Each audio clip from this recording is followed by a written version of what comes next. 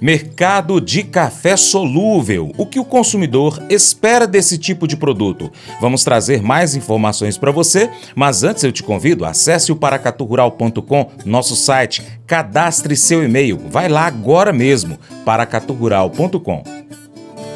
Agronegócios. O consumo de café solúvel no Brasil teve um aumento significativo nos últimos anos, atingindo, por exemplo, 5,235 toneladas no primeiro trimestre de 2024, crescimento de 5,3% em relação ao mesmo período de 2023, quando foram consumidas 4,97 toneladas. As informações são da Associação Brasileira da Indústria de Café Solúvel, ABICS. A associação destaca que as empresas do setor têm investido em qualidade e na diversificação de seus produtos. Esses investimentos, combinados com estratégias de marketing e a expansão de formas alternativas de consumo, como o uso do café na gastronomia, têm contribuído para o crescimento observado. E como essa variedade de café tem encontrado, então, espaço para expansão? É o que vamos falar hoje em mais um episódio da série Ouça o Agro, de realização da Confederação da Agricultura e Pecuária do Brasil, a CNA. A coordenadora do Núcleo de Inteligência da CNA, Natália Fernandes, conversa com Aguinaldo Lima. Ele é diretor da Associação Brasileira da Indústria de Café Solúvel, ABICS, e também com Eliana Helvas, engenheira de alimentos e consultora em cafés. O tema desse episódio é Café Solúvel, o que o consumidor busca e como a indústria atende essa demanda. Para falar sobre esse assunto, estou aqui com dois especialistas em café solúvel. Aguinaldo Lima, que é diretor da Associação Brasileira das Indústrias de Café Solúvel, e a Eliana Helvas, que é engenheira de alimentos e consultora da ABICS. Sejam bem-vindos, Aguinaldo e Eliana. Obrigado, Natália. Obrigado. A gente vê um crescimento do mercado de café solúvel, né? Então eu queria que vocês começassem falando sobre esse cenário atual, o que vocês estão vendo que está acontecendo com o mercado de solúvel. Eu percebi que tinha, na verdade não fui eu, a gente vai percebendo que tinha uma lacuna com relação à percepção de café solúvel, de qualidade e de opções de mercado. Então existia uma marca líder e não tinha muitas opções. E o consumidor começou a ter essa demanda de coisas novas, né? Inclusive com a introdução de cápsulas multibebidas, por exemplo, que tem o mix com café solúvel. Então tinha um campo aí para ser explorado com relação a esse produto. E a facilidade de uso, né? Então, o que acontece? Isso que a Eliana comentou. A gente tinha pouquíssimas opções há 6 anos atrás. E uma opção que era de costume de misturar com leite, né? Isso é uma coisa que está acontecendo no mundo todo. As empresas estão fazendo qualidade, até porque os canéforas estão melhorando. Lembrando que canéforas compõem 80% na matéria-prima do solúvel. Se você tem até café solúvel de 100% arábica, 100% canéfora, quando eu falo canéfora eu estou falando de conilon e de robusta, né? E você, nesse mix de blendagem, 80% é café canéfora e 20% é arábica. Então, a matéria-prima vindo melhor, a indústria adquirindo esse produto melhor, evidentemente vai dar produto melhor.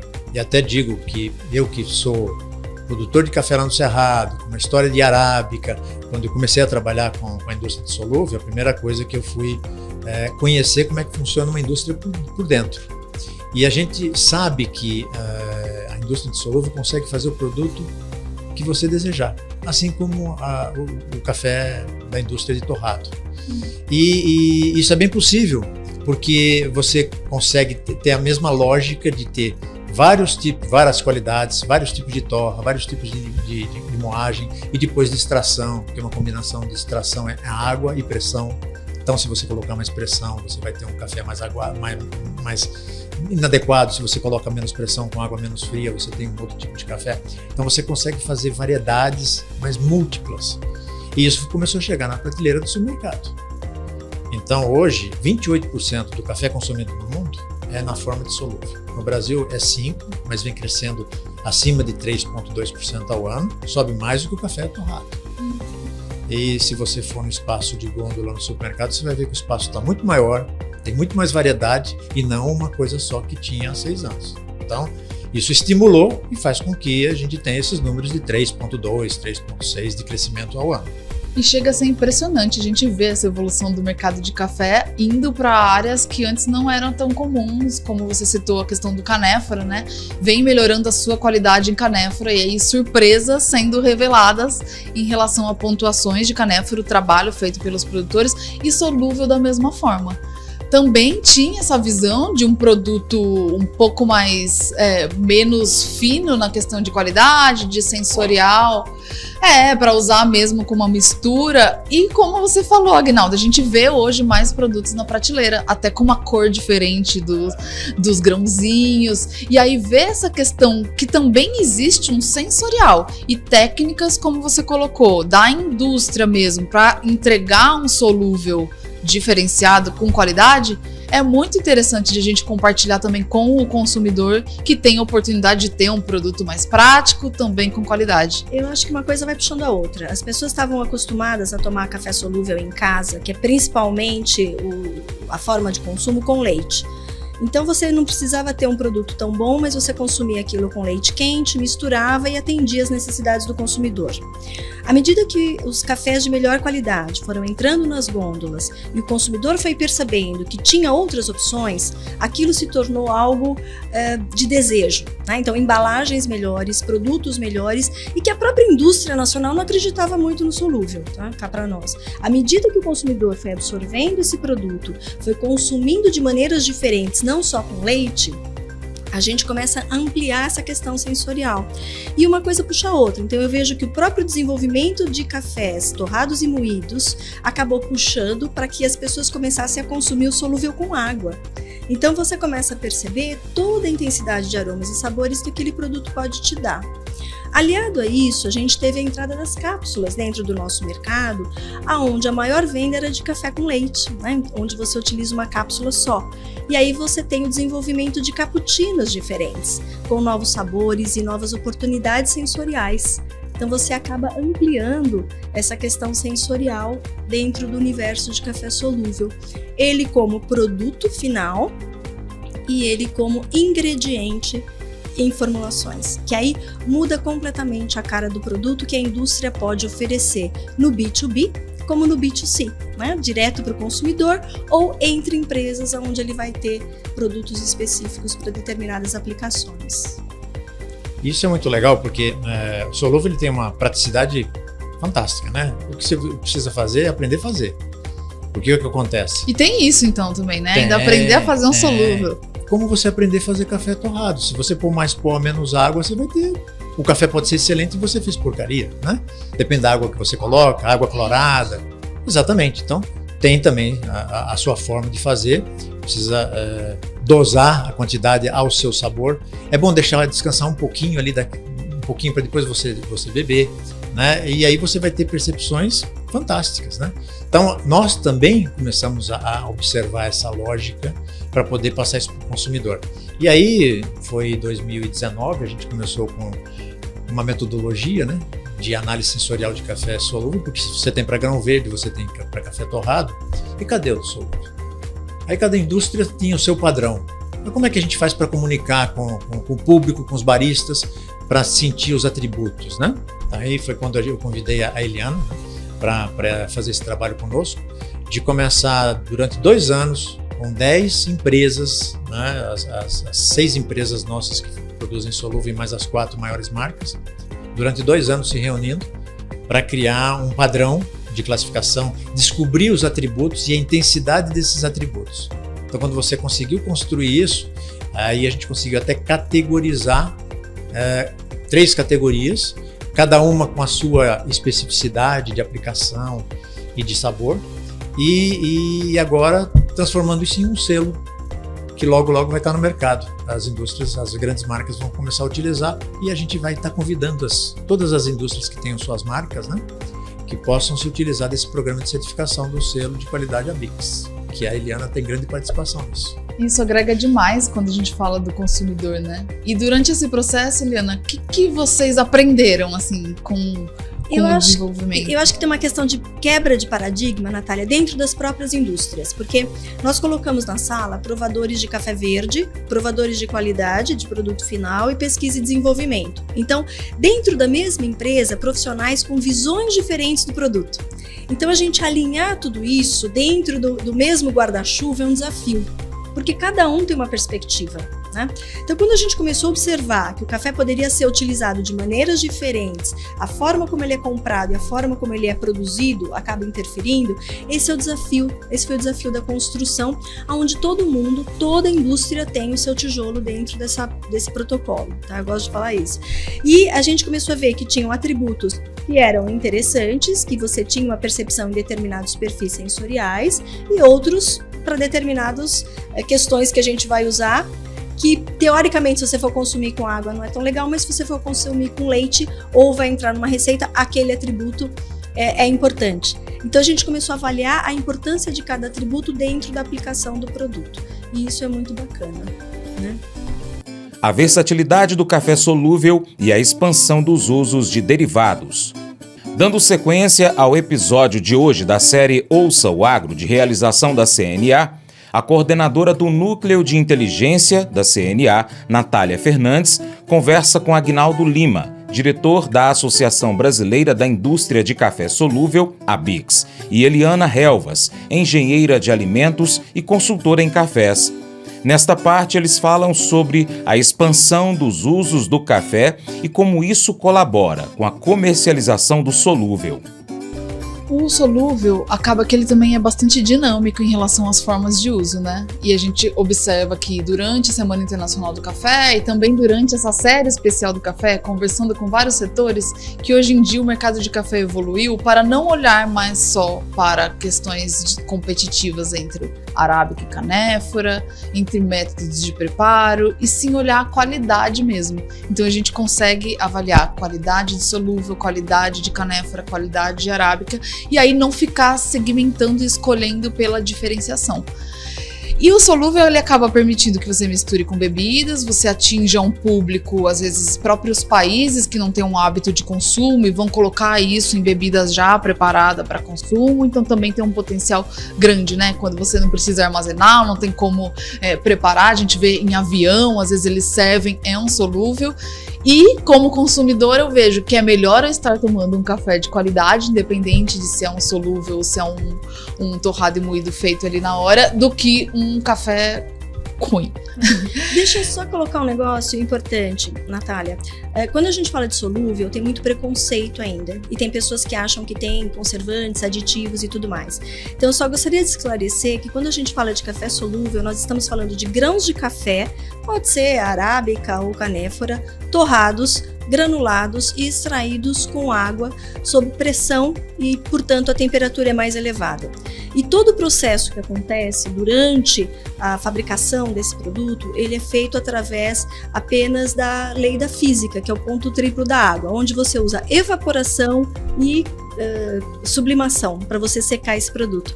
Então, quando a gente fala de café solúvel, não tem aditivo, não tem conservante e ele tem uma validade normalmente de 2 anos. Então, nós estamos falando de um produto 100% natural, sustentável, né, porque as fábricas têm toda uma questão de sustentabilidade, certificações e que acaba tendo uma validade ampla, onde oferece para as pessoas a praticidade de você tomar a sua dose de café do jeito que você quiser, aonde você quiser. Uhum. Só precisa de água, né, além. Só água, né? E é importante, Natália, dizer o seguinte: nós estamos no país que é o maior produtor e exportador de solúvel do mundo. Há muito tempo. É o 13º produto do agronegócio brasileiro. Esse ano vão ser quase 900 milhões de dólares de divisas para o país. Então nós estamos falando de um setor que é extremamente consolidado, que tem uma tecnologia altíssima. Você saber o nível de certificações, eu fiz até um trabalhozinho desse, 180 dias úteis no ano, tem uma certificadora nas indústrias. Estou falando em cada indústria. 180 dias por ano, úteis, tem alguma certificadora. São mais de 26 certificações que a indústria de solúvel tem, exatamente para atender você tem kosher, você tem halal, você tem orgânico, enfim, você tem que atender o mercado. Então, é uma indústria que tem tem que cumprir todos os requisitos de proteção alimentar, de meio ambiente, de sustentabilidade. E é uma coisa que para nós foi uma novidade. Eu, quando comecei a trabalhar com eles em 2016, eu comecei a ver isso e falei, mas vocês são muito ruins de propaganda, vocês são muito ruins de marketing. Vocês têm uma tecnologia fantástica, fazem coisas que nós não sabemos. Nós precisamos começar a contar isso, né? E eu digo uma coisa, Natália, a cumplicidade de ter preconceito no solúvel, a culpa são dos canéforos e da própria indústria de solúvel. Porque ao longo do tempo ela comprava, a indústria de solúvel comprava aquilo que era embebível dos produtores, aquilo que era fermentado, que era e conseguia transformar em alguma coisa que se bebia e ainda exportar para o mundo. E não é à toa, não exportou para poucos países, porque acabou sendo líder de mercado. Então, essa história criou um círculo vicioso de que canéfora não presta e que solúvel também não presta. A partir do momento em que começaram a fazer qualidade, pera lá, agora, vamos lá, você tem algum preconceito? Experimenta. É o que está acontecendo com os conilons, está acontecendo com os robustas, né? Está se quebrando preconceito, e isso está reverberando no solúvel. E se você observar que no mundo o solúvel cresce, e aqui no Brasil o solúvel está crescendo mais do que o café torrado, isso é uma resposta que a qualidade, o consumidor responde por isso. E não se trata de concorrência com o café torrado, é uma complementariedade. De manhã você pode tomar seu filtrado, no almoço você toma seu expresso, e à tarde você toma o seu solúvel. Você vai para uma trilha, você vai para um acampamento, você vai para uma pescaria, leva solúvel, você só basta água quente, você coloca ali. É como tomar chimarrão, né? Você vai com a garrafa térmica, para momentos diferentes, né? Para momentos diferentes. E hoje ele entra muito, Natália, dentro de uma tendência, no meu ponto de vista, o solúvel ele é meio que super tendência dentro de alimentos funcionais. Então você precisa de um alimento que tem mais cafeína, o solúvel pode te dar. Então ele entra dentro desse universo que está crescendo muito, né, no setor, tanto não só de fitness, mas também de alimentos, superfoods que a gente tem percebido para alimentação, para recompor a alimentação nutricional das pessoas. Então, dá para ver que ele é como se fosse um ingrediente ali de uma receita mesmo, né? Pela forma como ele é o solúvel, e não daria para fazer com as outras formas. E a gente vê um valor que vai sendo gerado por toda a cadeia, né, nesse processo. Então a gente vê aqui como a indústria atende a demanda, que é o tema aqui desse episódio, e a gente vê que a indústria tem feito muita coisa com o trabalho que vocês colocaram durante esses anos e realmente conseguiu evoluir na qualidade. E vocês falaram sobre refletir no consumo. A pergunta que eu tenho é, tem uma demanda do consumidor por um solúvel melhor, ou vocês acreditam que realmente o movimento foi o inverso? O setor se desenvolveu, veio a qualidade e aí o consumidor começou a responder e ampliar o seu interesse pelo solúvel, pensando tanto no mercado doméstico quanto internacional?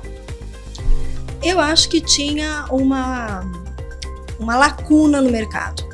E aí a primeira empresa que colocou aquele produto lá se surpreendeu. E aí os consumidores falam, não, a gente estava querendo isso, mas a gente não sabia direito como expressar. Tanto é que até hoje ampliou a família de produtos, né? Então você vê uma segmentação premiumizada com relação ao produto e a gente está vendo as vendas crescendo cada vez mais. E tem um aspecto da praticidade, né? Eu tiro até para os meus filhos, que na verdade só consomem solúvel. Moram no exterior, mas só consome solúvel, porque é rápido. Eu vou lá, já coloco, tá pronto e já saio. Isso a gente e se percebe. For bom, melhor ainda, né? Exatamente. Rápido e bom, tá resolvido. E a gente percebe essa tendência aqui também, tá? Que a praticidade, a agilidade com que você prepara, e nesse mundo que tá todo mundo doido, correndo, tecnologia, e essa ansiedade que todo mundo tem, aí você, será que eu vou coar? Deixa para coar o café no momento mais, sabe? E tem outra coisa, Natália, que eu estou percebendo, que é a questão da indústria de equipamentos de food service. Nem eles conhecem o tipo de produto que dá para colocar lá dentro. Então é muito interessante porque a gente tem um mercado de food service fora, assim, das nossas casas, né, o out of home que a gente fala, que usava muito solúvel e era visto com preconceito, e a própria empresa que vende os equipamentos não sabia a qualidade do produto que ele pode colocar lá dentro. Então, à medida que a gente começa a explorar isso, em termos de negócio mesmo, olha, com o mesmo solúvel você pode fazer um café mais concentrado e bater e formar um tipo expresso, né? E você pode fazer um diluído onde ele vai parecer um tipo coado. e aí você oferece com preços mais em conta em lugares inacessíveis até então. Então tem um outro mercado aí que eu vejo, out of home, que pode crescer muito e que pode ter uma estratégia muito bacana com relação à qualidade e novos sabores a serem entregues para o consumidor. Com base nisso, qual que é a estratégia da indústria, do setor como associação, para aumentar, por exemplo, expandir as exportações, inserção em novos mercados, expansão para aqueles que já são estabelecidos, né? Mas também novos mercados, que você trouxe números positivos, né, Aguinaldo, em relação à exportação, mas acredito que o setor tem interesse de ir além, né? O que você acredita que está no radar aí para ser feito? Não, sempre tem coisa para fazer, né? O Brasil exporta para mais de 100 países. E ao longo desses últimos 10 anos, você coloca no rol 140 países. Tem uns que entram e saem, então, mas na média 100 países que a gente exporta, nunca menos que 100. Né? Então, já tem uma abrangência muito grande. E a gente está utilizando a metodologia, porque nós queremos globalizar, assim como a SCA fez, a Specialty Coffee americana fez com o protocolo de café torrado. A gente está fazendo a mesma coisa, que o Brasil é o maior protagonista disso. Então, pela porta de entrada da metodologia, a nossa ideia é mostrar que o Brasil tem uma coisa diferente. Então você chama a atenção do mundo, porque eu tenho um assunto novo, eu tenho uma inovação para mostrar. E através dessa inovação eu consigo entrar e ampliar o mercado externo. E aqui no Brasil, é você levar isso para o barista, para levar para conhecimento para aqueles que são formadores de opinião, para que a gente consiga ter maior ambiência para chegar no consumidor. Então, é lento, mas ele tem que ser consistente, e os números vêm apresentando. Desde 2016 a gente vem crescendo acima de 3,2%. Então, isso está dizendo que a gente está no caminho certo. E assim, Natália, a gente montou um treinamento para profissionais, para eles entenderem o que é o solúvel. Quais são os atributos que um profissional, um provador, precisa ter para poder avaliar isso? Então, a gente criou um curso para formação de Instant Coffee Graders. Então, hoje nós já temos 40 profissionais treinados, um mexicano e um brasileiro que mora fora, né?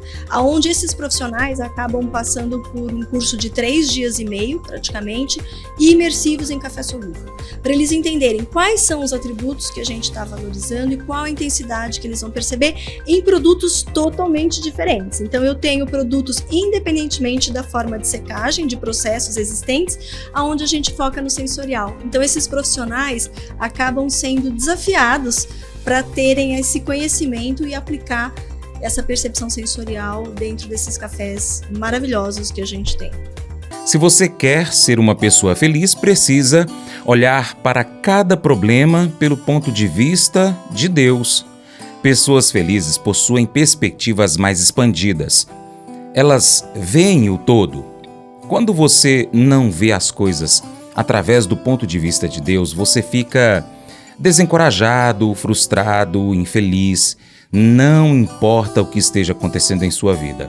O bom, o ruim, o feio. Deus está elaborando um plano. Paulo sabia disso.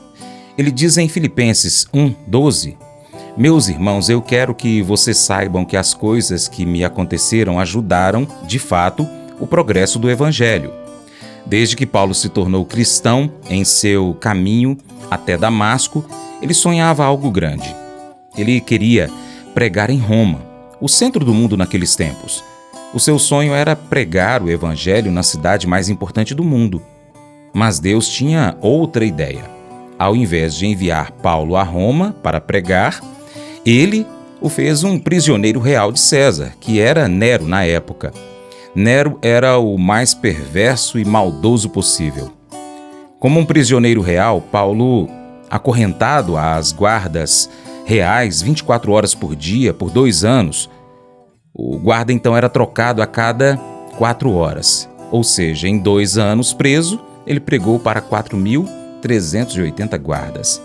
Quem é o verdadeiro prisioneiro aqui? Quem havia feito o público cativo? Esse não era o plano de Paulo, mas o de Deus, desde o início. Há 2 resultados desse plano que nós conhecemos com certeza.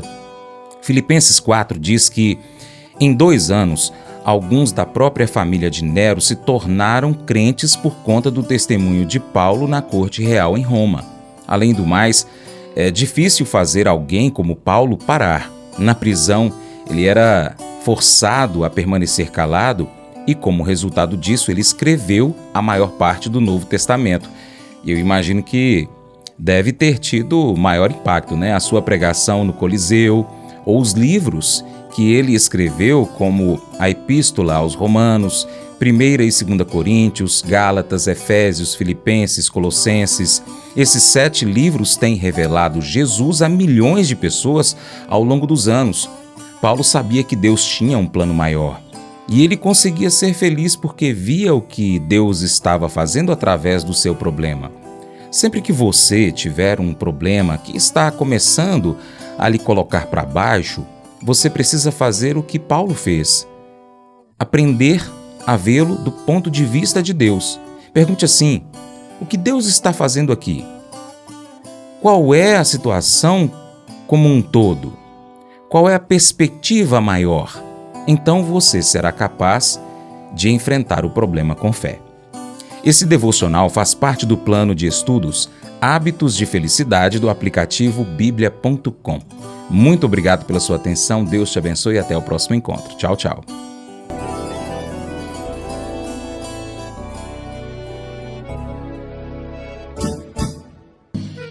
Acordo de manhã para prosear no mundo do campo, as notícias escutar. Vem com a gente em toda a região com o seu programa Paracatu Rural. Tem notícias, informação e o mais importante, sua participação. Programa Paracatu Rural. Programa Paracatu Rural.